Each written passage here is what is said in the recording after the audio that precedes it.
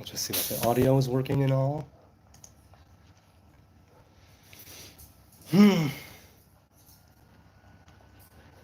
All right, yes, and here I am, the Nazarite, bringing you Hebrew lore from days of yore. Audio's good. Yes, perfect. All right then.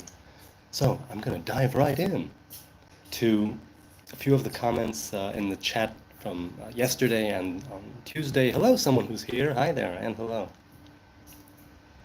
Okay. Ariel Marshall asked if anybody is a fan of The Little Shop of Horrors. I loved the one with Rick Moranis, Steve Martin, and did they make a... I've never seen it on stage, but I think it's a fine musical. Suddenly see more. But they're not remaking that, are they? Oh, God. They probably have already, haven't they? Okay. Hey, who knows, who knows? So let's see. Feed me, he said. They were discussing in the chat there, they were discussing the Quran. Sanizar said, Quran is the final word for Arabs. It needs to be read in Arabic and with a pure heart. It's a little too well encrypted. Now, I know that Sanizar also considers the Torah to be highly encrypted. And it is, but of course it does have its immediate intention and interpretation. But yeah, there are many different levels. Sanizar said, HN, you know my thoughts on reincarnation. We have all been everyone many times over. We return first as everyone we hated. That's right, that's what you said recursively, to learn why we shouldn't have, before returning as all we've loved, and learn why we had to, effectively everyone twice for every life, though those with a pure heart skip half. In dead, or in death, I'm assuming he meant, in death we remember them all. In life, we usually forget all upon birth. That's why every path leads to Jesus, he says. Again, not my contention, but every path leads to everyone, but Jesus is most important. See, that's again, I take some issue with the way that people have deified Jesus, in the sense that I understand some Christians, if not most Christians, see him as a kind of God incarnate. But it's a difficult thing if you take into account the fact that he was a Hebrew man. And it seems so ironic to deify a human being. It just seems highly ironic to have that one perfect man, right? As an idea, as an allegory, okay, but to believe that it actually existed, right? A God incarnate. That's... Well, Sanizar knows my issues with that. But of course, he says that that I'm willfully blind, and he is correct. Yeah. And then we're talking about dragons and lizards. Ariel said, we call some lizards dragons. Does that not mean dragons exist? Right, okay, we were talking about the East and the West and the different way that the dragon is viewed. So Smokes a Lot said, thank you for your... Oh, okay. I'll tune in more and let you know if my progression. Hopefully, if we both have it right, we will see each other in the next. Selah, my friend. It's nice that he signs off with Selah. Selah is unclear exactly among, those who are in the know and those who study it, on what Selah means. Well, I mentioned this recently, that some say, since it appears in the Psalms, that it's part of the musical annotation, and some say, no, it means to stop and reflect. And I like the idea of both, of course. Ariel Marshall, Sanizar said to Ariel, there are certainly still groups who worship them, so at minimal existing in their mind, still casual. Still casual meaning not that sort of a... If they worship them, how is it casual? I'm not understanding what he was meaning there. But okay. Hey, XRP is here. What's up? And a few other people are here. 5 people watching, 2 likes. I give thanks. Tell me how your Monday's been going. For those who it's the beginning of the week, How's your week going, huh? It's begun. It's begun. Evil is a mental thing, Sennheiser said. It comes from the tree of knowledge. Yeah, that duality. That duality. Here it's life and death, but with the tree of life, it's life.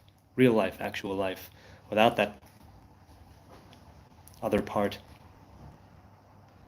Or at least not in the way that we think of it. I love the parody in that show, Yehudim Ba'im with Moshe. You know what? People have told me to watch Yehudim Ba'im for years, and I should probably do that. I definitely should do that.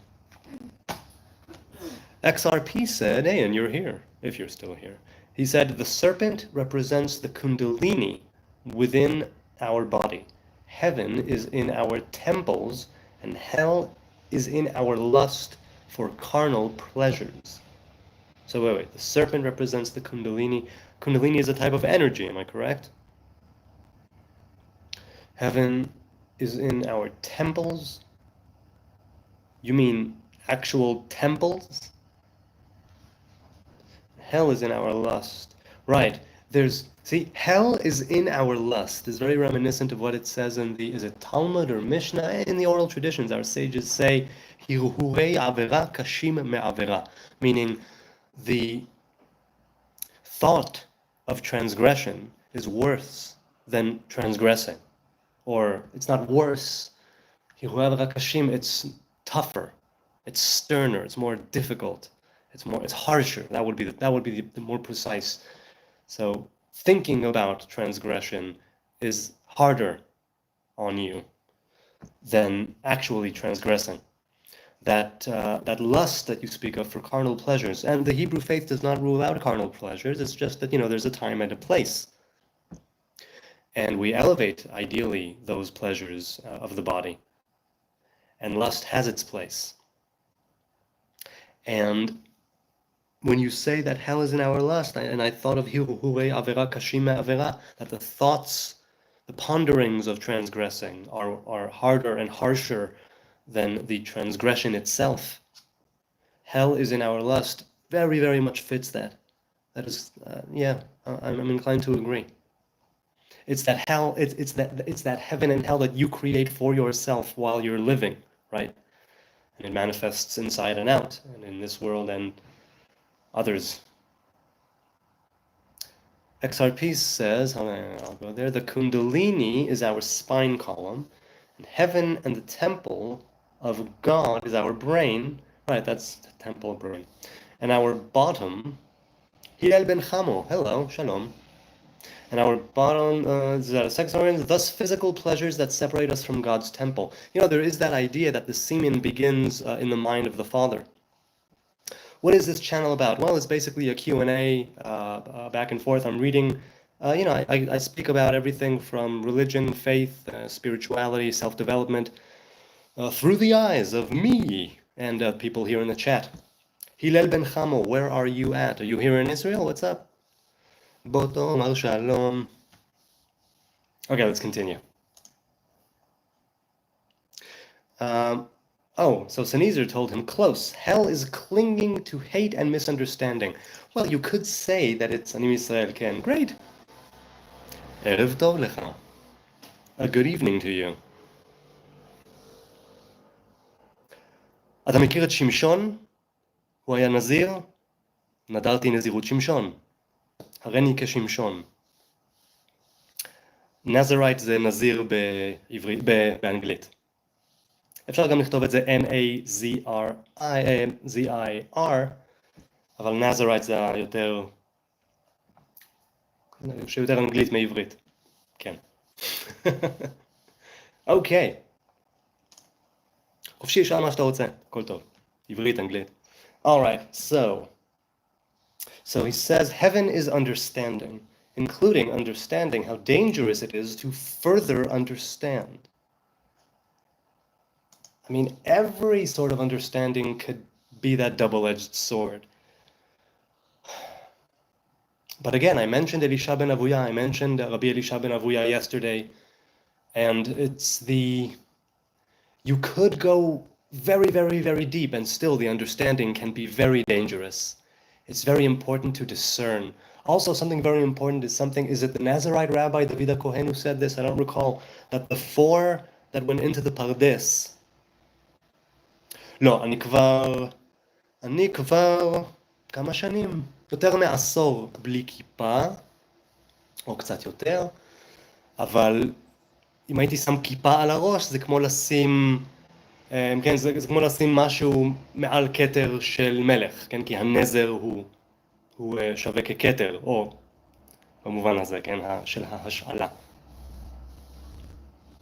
Okay, so he asked if I wear a yarmulke. And I said, no, I haven't worn a yarmulke for over a decade. If I would put a yarmulke on, then it would be putting something above the crown of consecration, and that wouldn't be proper. Hey, Ariel. Yes, his Hebrew is beautiful. I want to learn so bad. I've heard that it's really, really tough to learn Hebrew. I don't envy anybody who would want to learn it. And I always, in this context, bring up James Larisha, the radical Torah supremacist of, that's how he defined himself, at least at the time. And he learned Hebrew while incarcerated. So he had the time, and he needed that time. He invested it in learning Hebrew, and he speaks great Hebrew. Hey, I don't read Arabic. My mistake. Why can't you wear a yarmulke? I can't. Well, it's not that I can't. If I go, let's say, to shul, I usually cover my head with my talit, which I also usually don't wear because it's not vegan. But if I go to a shul, a synagogue, right, a temple, I'll put since I don't wear a yarmulke, I'll put the prayer shawl, the talit, over my head. And if it's somewhere, there have been a couple of times where I asked the person in the shul, do you mind if I don't put a yarmulke on? In both times they said, you probably should. In one Beit Chabad in the Netherlands, I didn't wear a yarmulke. The dude was like, yeah, okay, you don't have to wear a yarmulke, because I very briefly explained my situation, and he understood it. And I'm still unsure if it was vanity on my part, but I really do feel like it's putting something above the crown of the Nazarite, and that's something that's not good. And that's also the reason why I don't wear tefillin any longer. Because, right, some Nazarites, either they wear tefillin all day, or they don't wear it at all.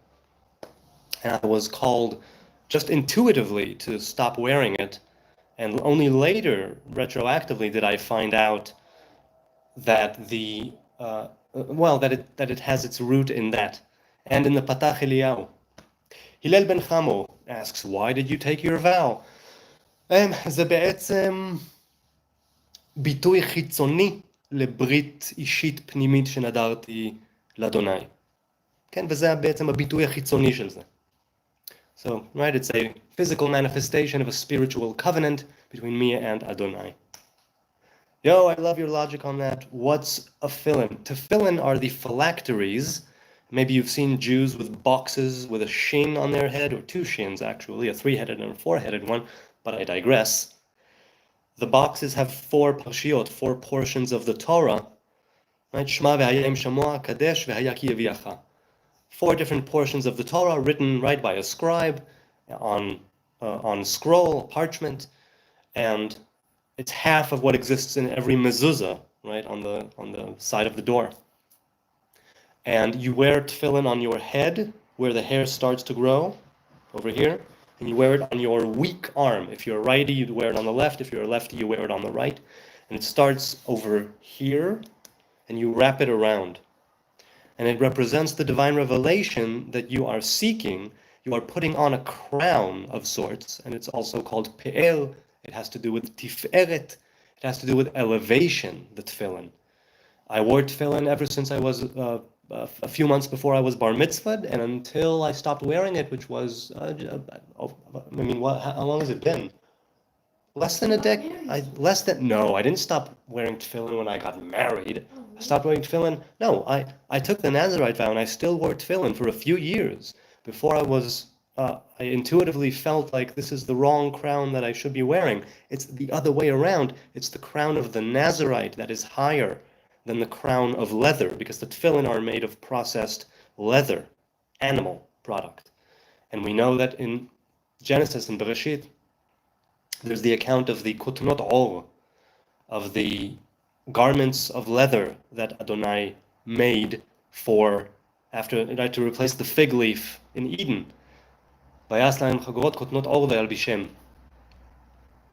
And this idea of the crown and the tefillin being able to pull down divine revelation and energy is always true, but not for the Nazarite. Or, again, like I said, either the Nazarite wears it all day.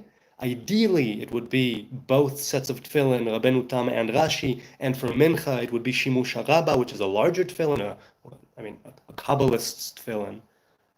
Or at least that's the association that I have to it. At any rate, either the Nazarite wears tefillin all day or not at all. And I intuitively simply found that not at all is the way to go.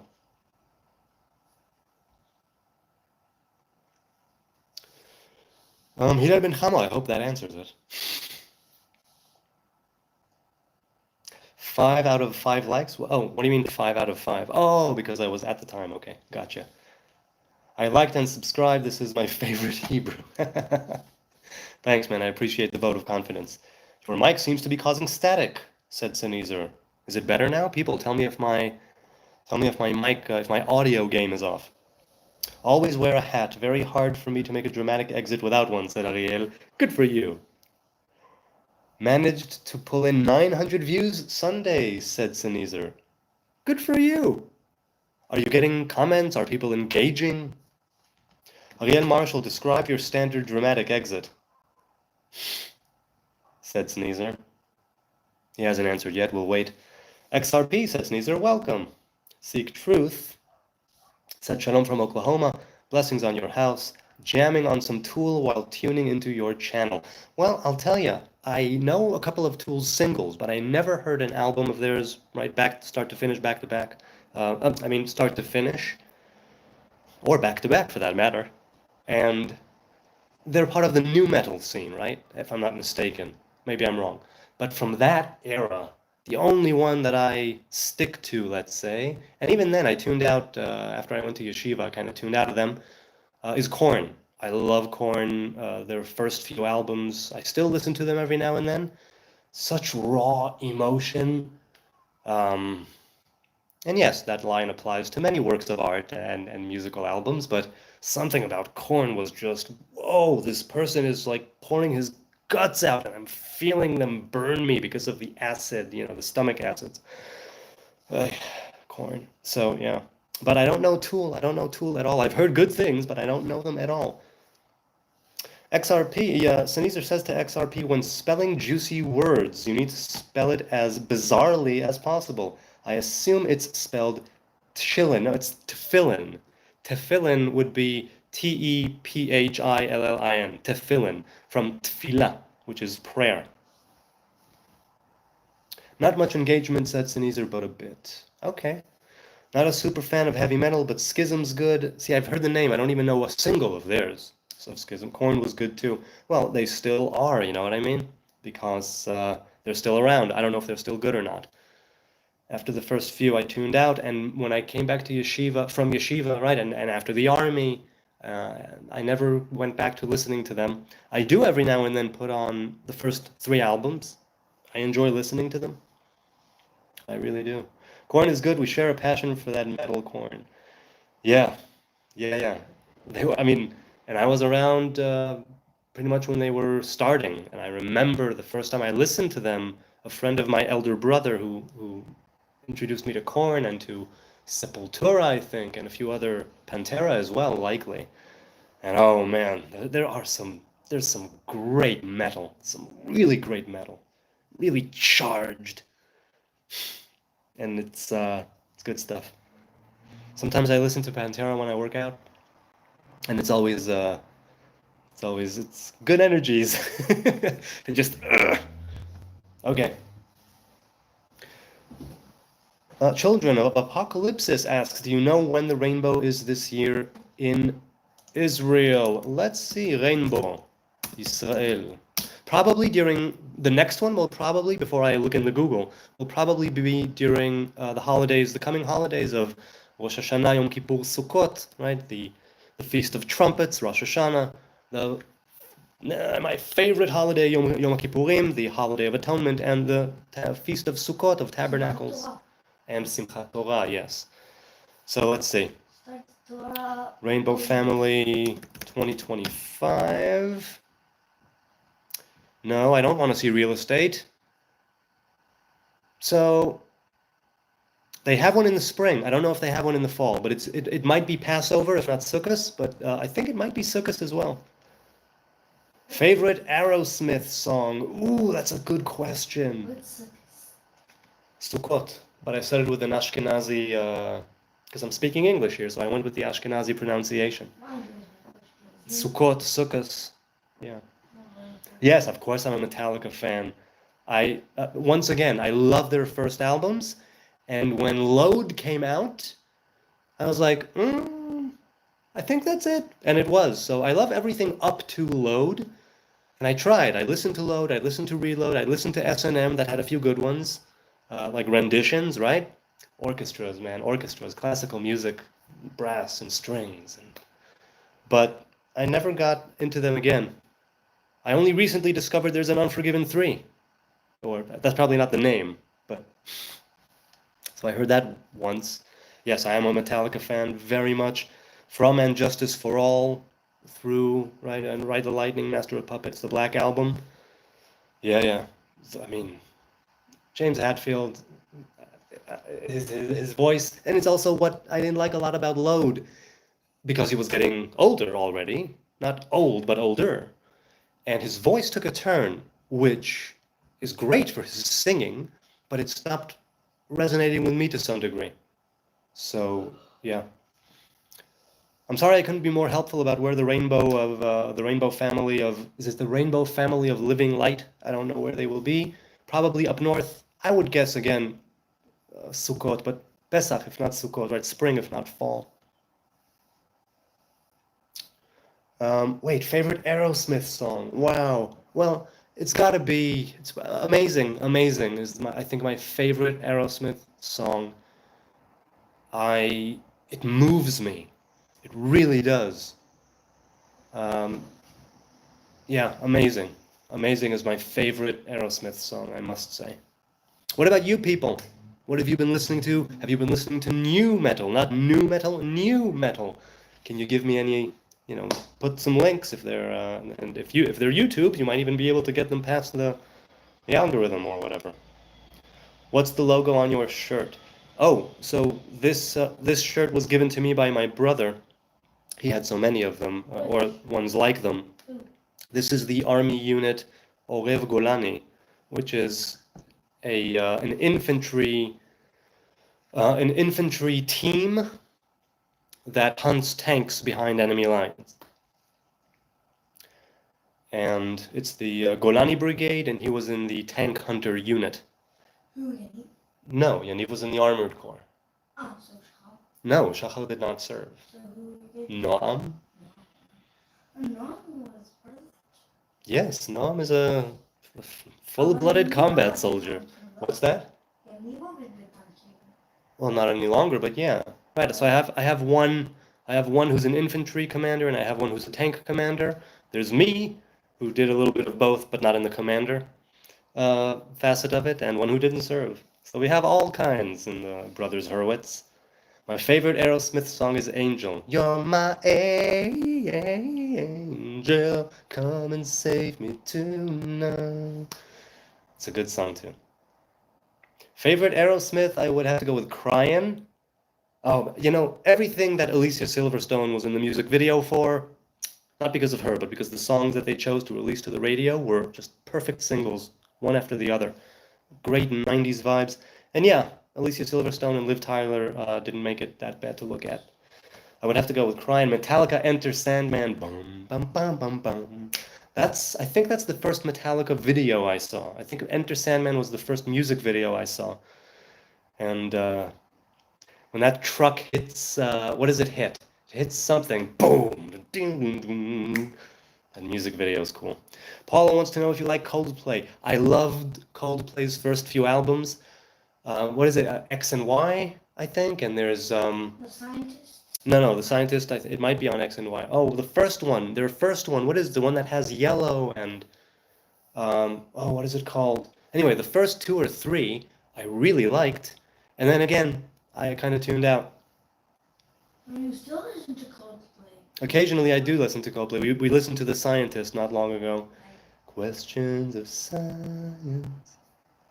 I like that. Yeah. So yeah, I do. Paula, do you like Coldplay? I'm assuming you do. Kelly from Saved by the Bell. Yes.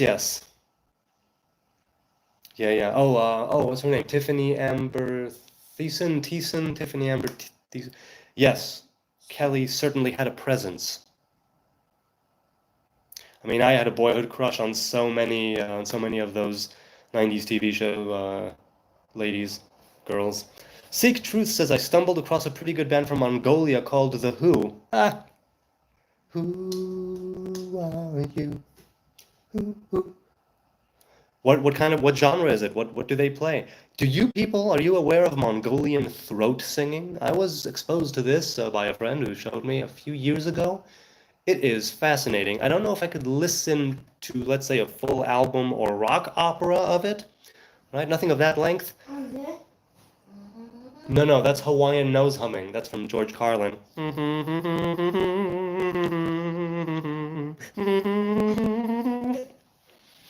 Ah, good old George Carlin. So what? And now I knew it through my father, only later did I realize it's George Carlin. Or it could be he gave him credit at the time. Yes, Tiffany Amber Thiessen, that's right. The Who is a band from Mongolia that blends hard rock and traditional Mongolian throat singing. There you go.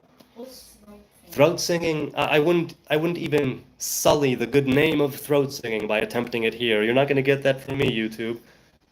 No, I don't have the chops. But it's you know what? When I'm done doing this, maybe if you're still awake, we'll listen to something. I will. Okay. Great. I'm gonna ask Sean Hurwitz to play Angel on YouTube. Oh yeah, to cover it? Go for it. Hold on. What is it? I think that it was in a song. It was in an album. Yes. Oh. I had Shaka here on the channel. You serious? Yes. LOL, Hawaiian nose humming. Yeah. Correct. My mic is still staticky. You know what? I'm gonna try the earbuds then. Hang on a moment. I'll try the earbuds and we'll see if... That works better. Just a second, bear with me here. Okay, I should be connected now. Hang on.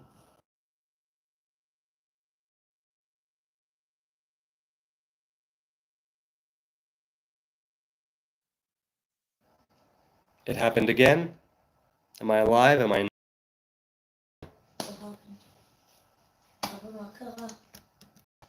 What's going on? Am I on? Am I off? Hang on a second. Okay, am I good now? Is it good? I'm live. Perfect. So let me know if it's better. He said seems better. You let me know. Okay. Yes, so hard rock and throat singing. See, that would definitely go.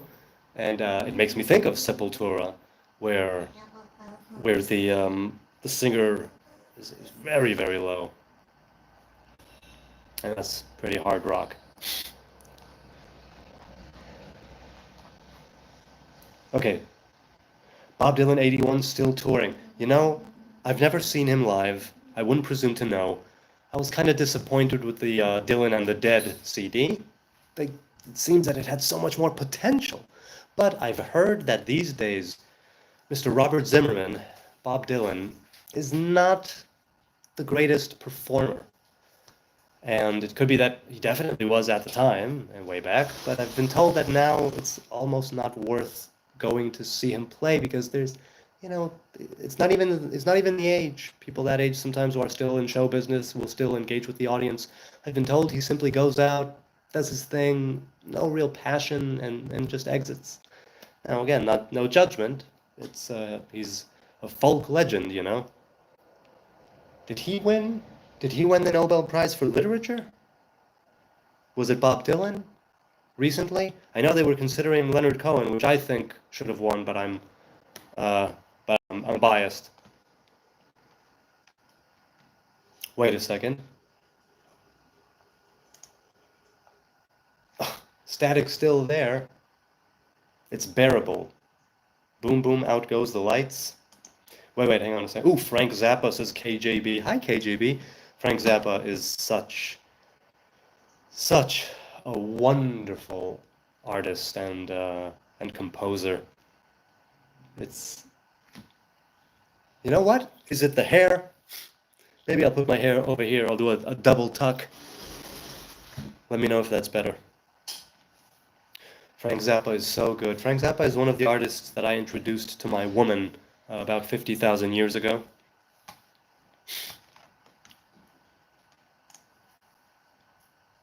Okay, let's see. So Nezer said in the chat, evil is a mental thing. It comes from the tree of knowledge, but it allows wisdom to fruit. It allows wisdom, right, to come to fruition. It allows it to bear fruit. Interesting. Evil is a mental thing. It comes from the tree of knowledge, but it allows wisdom to bear fruit. I like that. I really do. Especially because wisdom, right, when it's translated as bina, that idea of being able to understand one thing from another and extrapolate and build on. I definitely see, yeah, I hear you. That's nice. I like that. It allows wisdom to bear fruit. No, not the hair, said Sneezer. Okay, it's not the hair. I don't know what. Do you want something, baby? No, I just want this. Okay, go for it. All right, let's see. Sneezer said, concluding the chat from last Tuesday, you can be free of your demons. Jesus gave the shortest path. Forgive easily. I took the longest. Understand my last taste. Hang on, I think that's it. Let's go. Was there one more thing? And then he said, hugs everyone. Okay. You can free.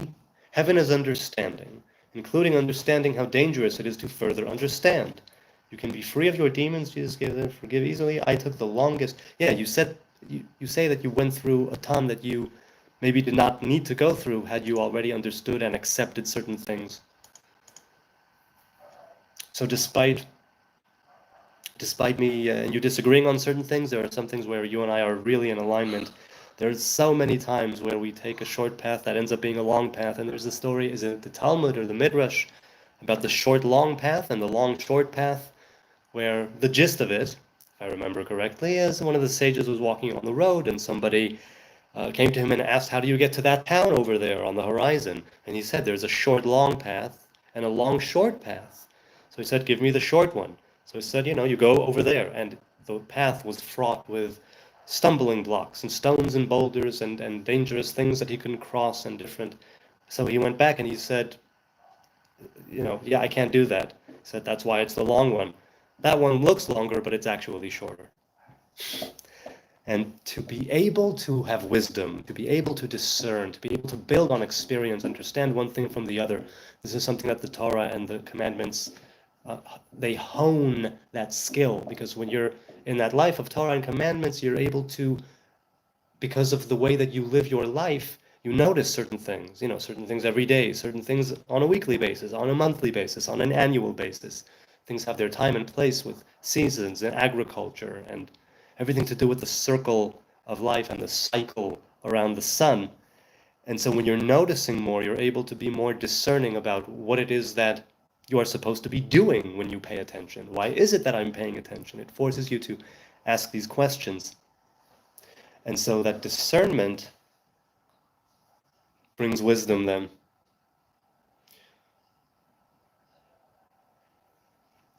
Wait. Did I miss something? Okay, so we have a few here. I define wisdom as the ability to use your misunderstandings for maximal harmony. Use your misunderstandings for maximal harmony. Right, so to use the things where you went wrong in order to bring yourself to balance. You hear about the hostage deal. There's always something cooking, and may they all come home, even right now at this very moment as I speak. May the war be over with a decisive Israeli victory and the annihilation of Hamas. You hear about the hostage deal. I have not. I'd say, said Sneezer, we are far more aligned than misaligned. Yes, yes. But because we try to discern more, then we see all of the flaws. We see all the places where we are not aligned. We feel them sometimes viscerally, like, oh man, this is not what I'm supposed to be doing. And where you are misaligned from, it's mainly due to culture. Right, okay, so that idea of nature and nurture, right, of culture and of, let's say, genes, where you are misaligned is mainly due to culture, so you're of the opinion that it's more nurture than nature, and that your failings or misalignments are the product of the environment into which you were born? I mean, there's so much in the genetics, but I suppose you're right. I suppose you're right, yes. It's mainly due to culture. I'm inclined to agree. It's true. Sneezer got a trippy fairy that says, "Where Sneezer?" A trippy fairy? I'm all ears. What does that mean? You talking about my woman? XRP says, that's a good definition of wisdom, Sneezer. I will quote you on that, as my interpretation of wisdom has been corrupt lately. They ain't teaching each other, learning new things. That's part of why I love going live. That's why I like it here. And I'm so happy that you're here. I'm broadcasting for about 37 minutes.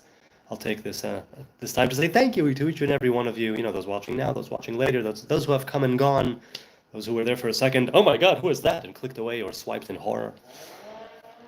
Your subs, your likes, your views, your chats, your comments, your insights, your musings. I like them all, and I cherish them all, and I thank you. Okay. Shalom, y'all. Baruch Hashem from West Kentucky says Bong, James Bong. Hamas, no mas. I like that. No mas means no more in Spanish. They accepted. Okay, I hope it's all the hostages in one go. That's what I hope. Unless Hamas wants Gaza to be reconquered, because it looks like that's where the IDF is going. You are more than welcome, he said. Sneezer says to XRP. Robert says, does Pinky Winky's name ever come up in your house? Yes, it does. Somewhat frequently. Whether it's, I miss Pinky, or whether it's, for a second there I thought that I brushed up against Pinky, or, that thing in the shadows looks a bit like Pinky. Or the food on the floor that Right, the food on the floor, right? We have little ones here, and they... She would be our cleaner. Yes, she would be our little vacuum cleaner. That's correct. Skateboarding can bring a lot of different folks together. It's pretty nice. Yes. One of my boys is a fine skateboarder. Sneezer says to XRP, and it has a second aspect HN didn't get. Wisdom is also the ability to use what you don't know for maximal harmony. And yes, it's hard to know what you don't know, even harder to use it. Well, the more you know you don't know. It's that idea of expanding the mind, and it's that idea of always being humble and understanding that there's more of what you don't know than what you do know. Even harder to use it, definitely, I agree. Did I miss anything in this chat right here when I was... Yeah, probably.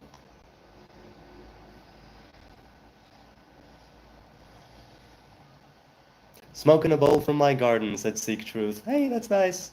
I never knew Metallica made a song about Passover. Are you talking about Enter Sandman? I don't quite get it. Is it because matzah tastes like sand? Because it don't. Mashiach Oi is a great punk band. Now, do you mean punk as in the musical genre, or do you mean punk as in the anti-establishment movement and subculture?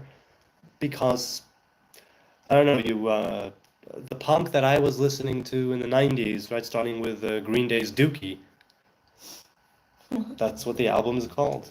Great album. That's what it's called. That's what it's called.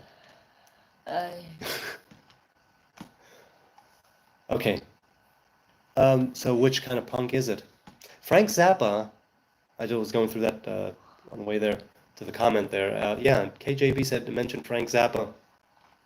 I would really love to see Zappa play Zappa live. I told this a while ago, that they were here in Tel Aviv.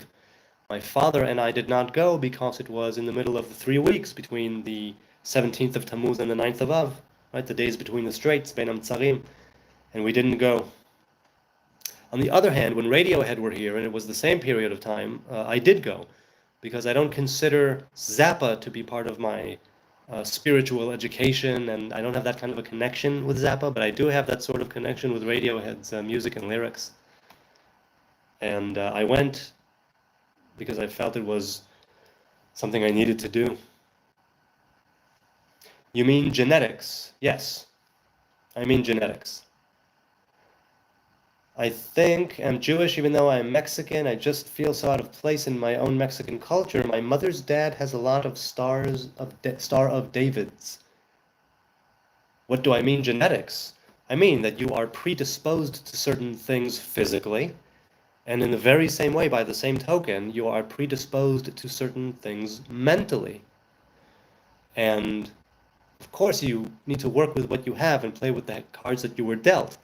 And as human beings, we have that capacity of being that image of God. And the circumstances, of course, make a difference. More challenging for some, easier for others, and we all have our own demons to deal with. Skeletons in our closet, ways in which we would want to proceed, but there are things that are barricading the way, seemingly. Oh, my tea. Thank you so much. It's warm. Sure. Thank you. Baruch atah Adonai Eloheinu melech haolam שהכל יהיה בדברו.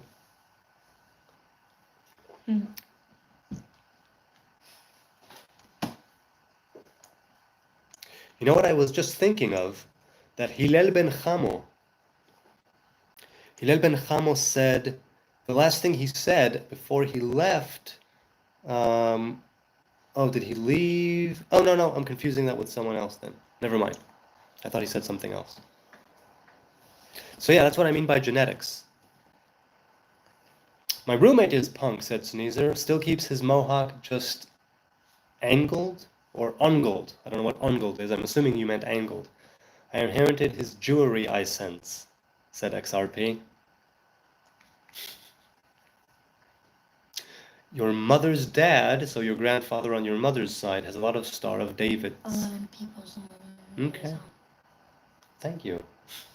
You're giving me the play-by-play of... Okay. You say but I correct... XRP, Saniza said to XRP, you can take it as religion without... No, I don't mean genetics as in Jewry. I mean as a human being genetics, not as in Jews genetics. Maybe I misunderstood the question, but okay. He continues and tells him, but I recommend you read the gospel first, it will help you translate it. Though I guess as Mexican you are well acquainted with the gospel, perhaps too well, and by too well he continues and says, I mean you've absorbed too many misunderstandings to actually read it. So Sneezer, here's the deal. Do you honestly believe that there is like a finite, let's say, amount or a certain amount of misunderstandings that a person absorbs, and to such a degree that their entire view of reality and scripture is warped, regardless of whether you consider it scripture or not, but definitely those who consider it scripture. Do you believe that there's no coming back from that? Cheers, I have Southern-style sweet tea. So what is Southern-style sweet tea? What does the tea entail? Do tell. Usually, said Sneezer, the problem with Christians is they once asked, what does this mean? And got a stupid answer. Meaning that they didn't get the proper answer, they got a stupid answer and just rolled with it. Now, let's say that you're a Christian and you turn to your priest, your pastor, I don't know who, they give you an answer.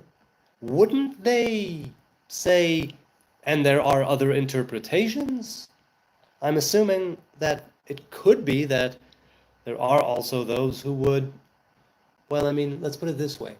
If you get a stupid answer that you believe is stupid, obviously seek, other counsel.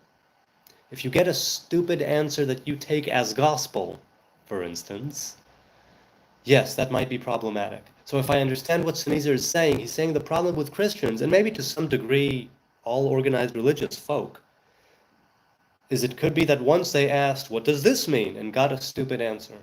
But depending on how old or uh, or what's the word to being able to be influenced? Influential? No, not influential, susceptible to influence, that's it. Depending on how old they are and how susceptible to influence they are, then it would be the person who gave them the answer. That would be on them. I really enjoy some Led Zeppelin. Says, seek truth. I love Led Zeppelin. Yeah. I know there is some controversy about them ripping off certain melodies or chord progressions. I'm not sure where that stands, but they have such. There's with Led Zeppelin, man. They have such a. They're very good. They're very good. I like them a lot. Also with them, it's more their earlier work than their later work.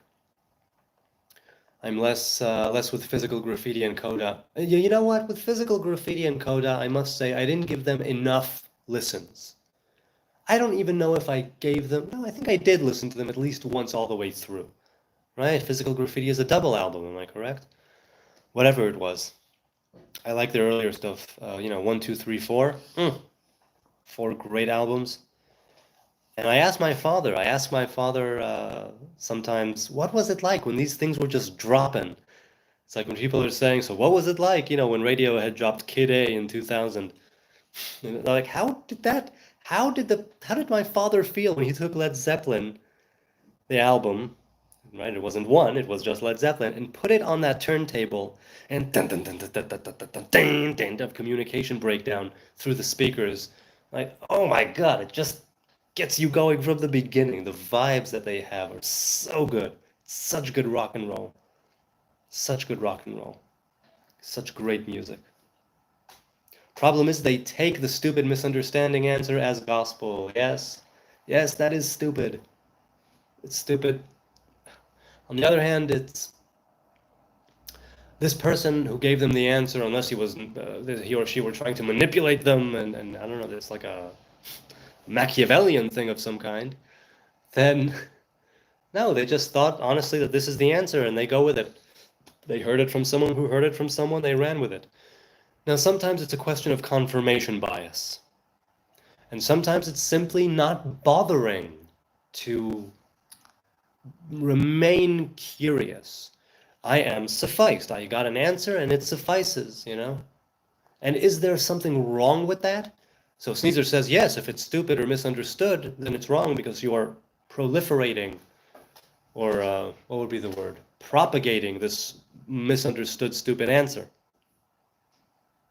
On the other hand, we are allowed to be stupid about things. You can be, then you ask the question and then you need to be ignorant only once. But then if you get an answer and it's stupid, then you're ignorant and stupid. Well, I guess the answer is to always remain curious. Always be looking with a critical eye, right? Thinking with a critical mind. Now, some would say that critical thinking and organized religion don't go hand in hand. I don't agree with that.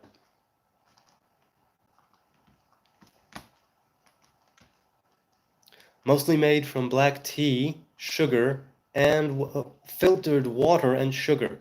Okay, so nothing southern about it. There's no biscuits in there, right? So neither says that tends to be the main one in Christianity. AC/DC, Seek Truth. I never got into them either. I know a few singles. I must have heard Back to Black at some point in my life, but I never really got into them. Also with the singer, the melodies and but the singer doesn't do it for me. Splash of lemon. Okay, I hear you. Pretty mainstream tea, right? Black tea, water, sugar, lemon. What is it that makes it that makes it southern, I wonder? Is it a specific lemon originally in the recipe? Will you always be vegan? Well, look, if it's a medical emergency or some kind of emergency and I'm starving to death, no, I guess survival comes first. But yes, I would want to go to my grave Still completely, vegan. No, Pardon me? no, No meat is vegetarian. but you don't eat meat. No, I don't. In Islam, said Sneezer, the main problem is it's very hard to have a pure heart, which is required to understand the scripture. In Juicy, I'm assuming he means the Jews, it's because the priests hid it egotistically. They hid it egotistically. The priests hid it. Maybe those in the Second Temple, you could make that argument. But the priests are ordered, right? It's right, the priests, we go to the tribe of Levi to seek Torah. And so, if priests hid it, it was, let's say, a product of their culture, their environment. It's not something that is from the onset, from the get-go, lechatchila. That's not the way at all. Demanding Yod He Vav He be seen as El. Well, look, we've mentioned this before. All of these are revelations, right? These names of God are revelations, emanations, and this is the name we give them. This is how we spell them. These letters, this specific punctuation, it all has meaning. So when you say demanding Yod He Vav He be seen as El, I really don't know what you mean when you say that. I know that you can't demand Yod He Vav He be seen as El. Those are two different names corresponding to two different divine emanations. It doesn't make sense to me that any priest would demand one name be seen as another. Or maybe I'm simply misunderstanding you, which is highly likely. Analyst, hello, good to see you. What do you say? What do you be? What are you analyzing right now?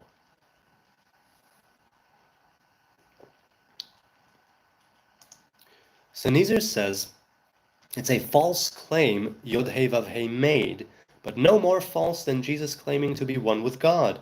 Entirely true when understood properly. Say what now?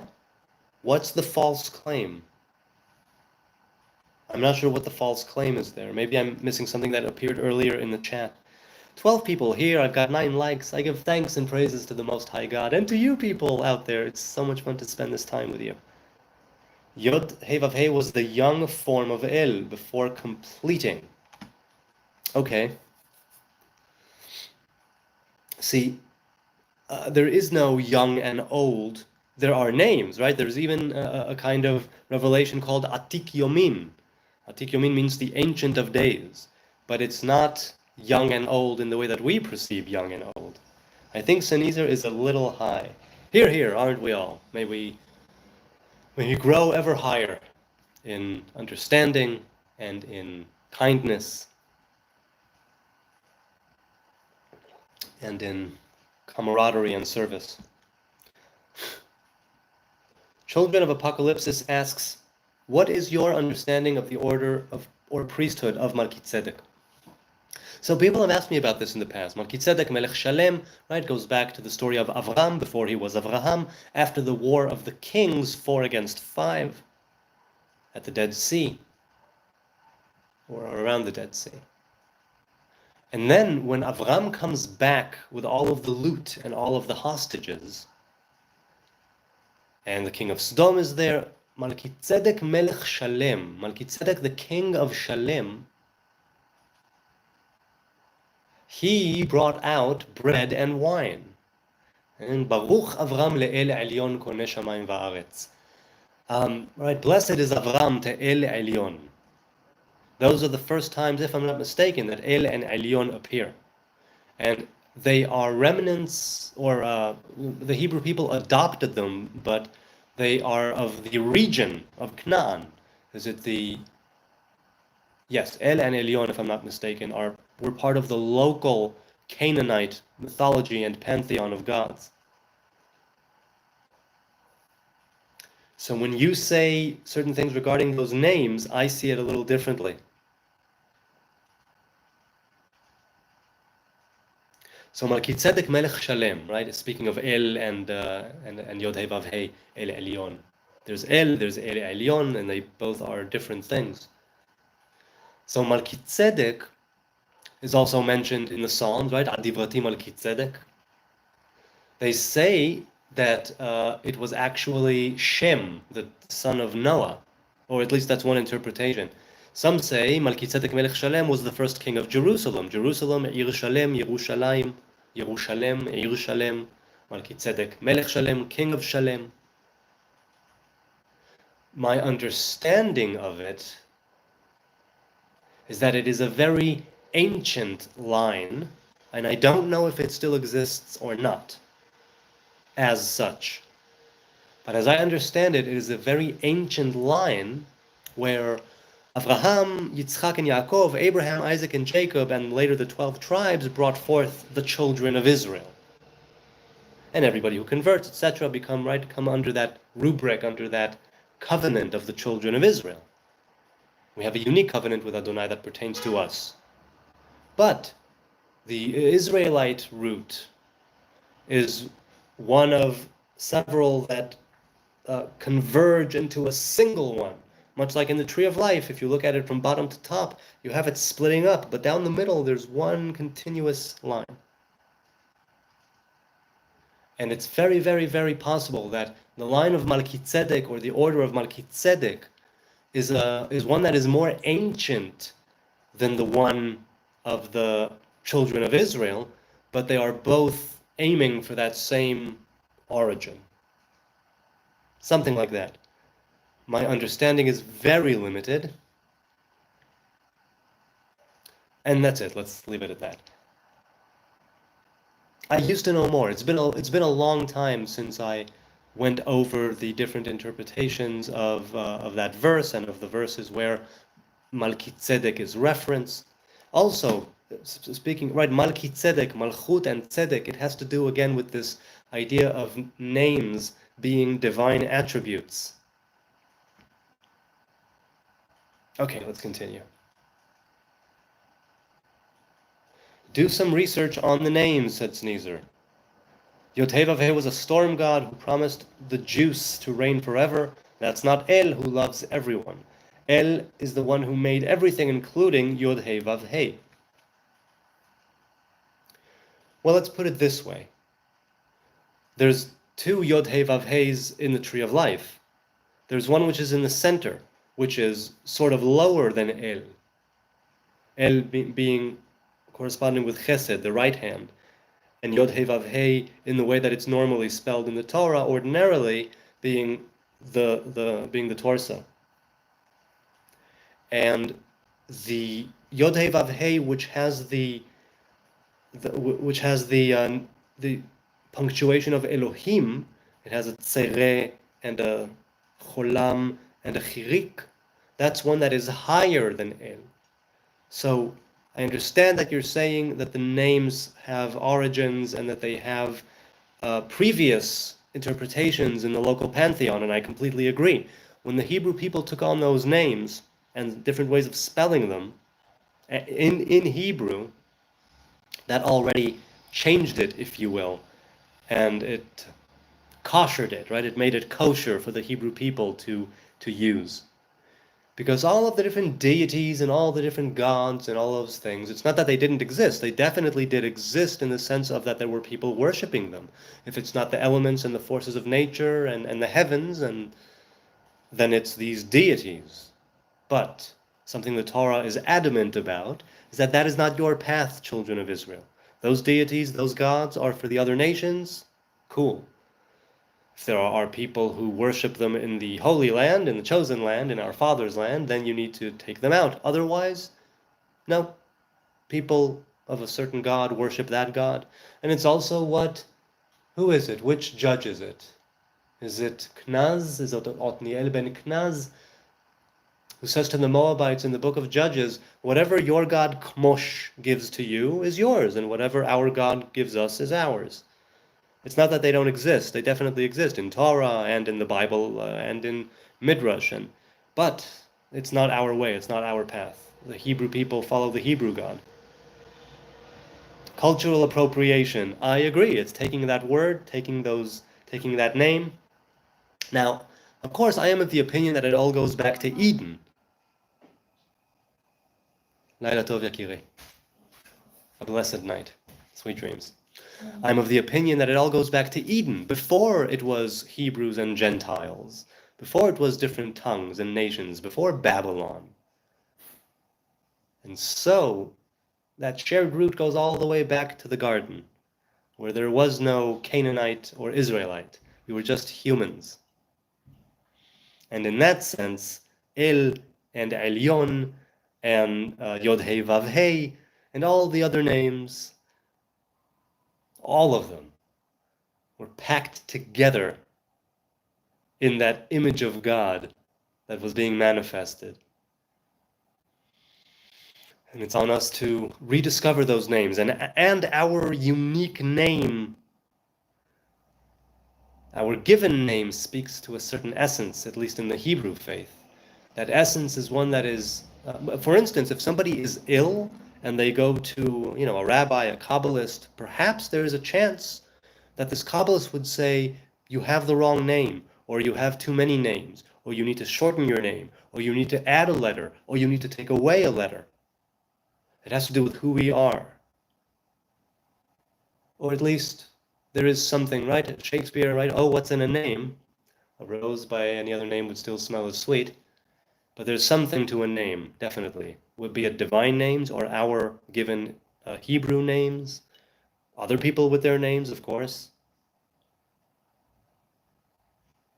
So names, even though the Canaanites had one thing and the Hebrews appropriated the religion and the culture and the names and koshered it for use by the Hebes, it all goes back to the garden. Okay, now, these are different divine attributes. Right? Different sfirot, different emanations, different revelations. One is not the other, though one might encompass another. Much like there is a fetus in the stomach or in the uterus of the mother. It's not her, but it's part of her, feeding off of her.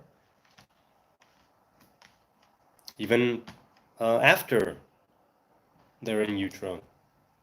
If Yod-Heh Vav-Heh was omniscient, he wouldn't have wanted to kill everyone and change his mind, saving Noah or Isaac. So again, I think of things differently when it comes to names and what they mean. So it's difficult, I'll admit, for me to sort of suddenly switch it off or shift it to something that you're saying, but I'm really going to make an effort. He says Yod-Heh Vav-Heh was not omniscient, even though Yod-Heh Vav-Heh is also Haya, Hoveh, V'Yihyeh, right? Is, was, and will be. But okay, let's leave that aside. Right? Yod-Heh Vav-Heh is from Kotzo Shel Yod to the leg of the Hey. It encompasses all of the 10 Sfirot. It encompasses everything from top to bottom. Even though it's not the highest name, it is the most important name, and there's the whole thing there. But, right, that is the name, what's known as the Tetragrammaton. So you're saying El was omniscient, Yod-Heh Vav-Heh is not omniscient, right? Sees all. If Yod-Heh Vav-Heh was omniscient, he wouldn't have wanted to kill everyone. So again, every time that any kind of let's kill this, let's kill that, let's smite this and smite that is mentioned in the Torah, or nearly every time, let's say, it's bringing a divine revelation of judgment into the world in its proper time and place in order, primarily, in order for the human beings to rise up and give power to the forces of good as a counterforce. And it's sort of is being an adversary in order for us to discover hidden gems and talents and understandings inside of us and be able to counter it with a good and kind force, right? The left hand and the right hand bringing to harmony in the middle. So if we're talking about El being omniscient, if we're talking about Yod-Heh Vav-Heh, if he was omniscient, he wouldn't have wanted to kill. Yod-Heh Vav-Heh, by its definition, encompasses the right and the left. Right? If we're talking about Yod-Heh Vav-Heh with a Cholam Shva Kamatz, then it means that it's below El, and it's in the middle pillar. If we're talking about Yod-Heh Vav-Heh that is punctuated like Elohim with a Tzereh and a Cholam and a Chirik, that means that it is not judgment, but the place from whence judgment might come, or does come. Just like a fetus inside of its mother's womb. So taking it like that, Yod-Heh-Vav-Heh being omniscient, not wanting to kill, I don't quite see it like that. And I'm trying to understand, taking into account your understanding of these names. You're saying that the Torah writes that Yod-Heh-Vav-Heh killed all of these, right, killed all these people. And if Yod-Heh-Vav-Heh was omniscient, he would not have done that. Okay. So, yeah, you're saying Yod-Heh-Vav-Heh was a storm god, and he was not omniscient. So, like a force, I understand what you mean. Incidentally, Ruach Se'ara is one of the 4 traditional dark side agents or angels. It corresponds to what Ezekiel saw, right? Anan Gadol, Esh Mitlakachat, Ruach Se'ara, V'Noga Lo Saviv. Yes, I believe that's them. 4 layers before you reach the fruit, right? It's known as the klipa. It's known as the husk or the peel that you need to, that sustains the fruit and keeps it safe, but that you need to get rid of before you partake of the fruit. So you're saying if Yod-Heh-Vav-Heh was omniscient, he wouldn't have wanted to kill. Elohim, said Seek Truth, is the only name given for God in Genesis chapter 1. That's right. Elohim corresponds to judgment and the left hand. It's also plural. It's not Eloha or El, which are singular. It's Elohim, which is plural. Meaning, from the beginning, we already see that this is a creation of duality. This is a world of duality that we are in. The Torah was given to human beings on this world. And it means that, yeah, you don't start off with Yod-Heh-Vav-Heh, or with El, or with Elyon, or with the higher Elohim, or with Ehyeh, that's revealed only 3 times in the Torah. Once to Moses, but it's repeated 3 times. Each one of the first few have its own Ehyeh. The point I'm trying to make here is that it's Elohim, the plural, judgment, which is also why there are Kabbalists who say that we are in the second of the cycle of 7,000, meaning that we are currently, 5,000, we are currently in the 13th thousand, and that there will be 5 more cycles of 7,000 years before then reaching 49,000, right, and 1,000 of Jubilee to reach 50,000. And that's why the Torah, as it's brought down now in these generations, let's say in this form of creation, is Elohim. That's the name that it begins with. Elohim is God Most High, I believe. So no, Eloha, right? Eloha is the plural, and Elohim in its most pure and mainstream interpretation, it's takif uva'al hayecholet uva'al hakochot kulam, meaning someone who has authority and capacity and all forces under his control.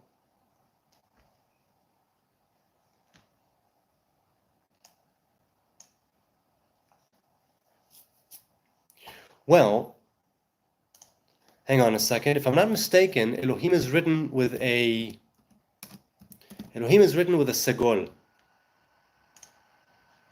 Chataf segol? Yes, Chataf segol. Elohim is written with a different punctuation than El. So once again, it's not, Sennheiser, according to the Hebrew understanding, it's not simply El-Ohim to form Elohim. It's not even, right, it's a different sort of punctuation under the Aleph. It's a Chataf segol, whereas El is a Tzere, and that's a different thing entirely. That's a different divine revelation. No, Ohim being Most High, it's not. That's not the direct translation, even in Hebrew, in like biblical or modern Hebrew. The I am in the him or im is the plural. Eloha is singular, right? There, right? Like Elohut is godness or godliness. So that's not directly the translation in Hebrew, but you can certainly see it that way, of course, if you want. El Shaddai, right? That's another name corresponding with two different sfirot. I don't remember Shaddai. Yes, Yosef, right? When he's listening to his father, right? Jacob says, El Shaddai nira'a elai beluz be'eretz Knaan vayvarech oti. El Shaddai appeared before me in Luz, in the land of Canaan, and blessed me.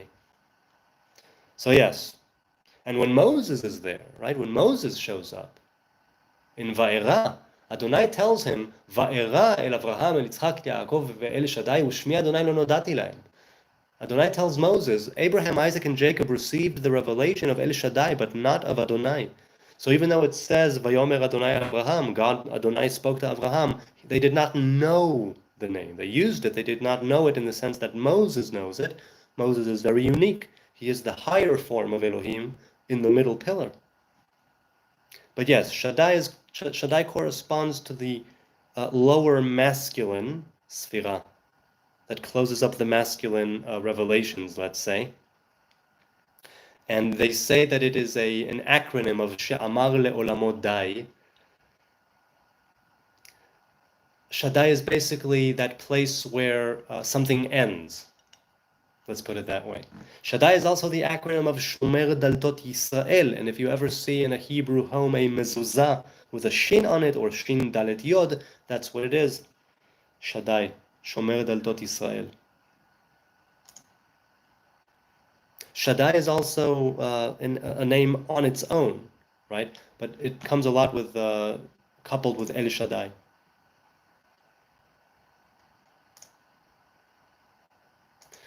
I think I'm going to say goodbye now. Yes, I'm going to say goodbye now. God willing, I will continue. You know, I did a stream tonight. I did a stream last night. Who knows? Maybe I'll even get to do a stream tomorrow. I don't have my calendar right in front of me because I'm streaming. So I don't know what I have going on tomorrow night, but maybe, because I would love to finish this chat, and I haven't gotten to everything yet. So thank you, each and every one of you. I deeply appreciate your time, your kind attention. I hope that it's worth it. I hope I am of some value, benefit, entertainment, even if of a very minute and small nature, that would have been enough. I thank you for your likes and your subs and your views and your comments and the chats. I'm going to say goodnight from Jerusalem. Once again, be back in a minute if you want to comment. The video will go to private, and then immediately I'll make it public. So if you want to ask something that I may have missed in the comments now that I'm not reading, I'll answer it during the next, I don't know, half hour, hour. So hit me up if you want. Also, Hebrew Nazarite across the board. Look for my tree on TikTok, on Twitter, on Instagram, on Facebook. I don't post there much, but I'm there for the DMs. So if you want to hit me up, do so.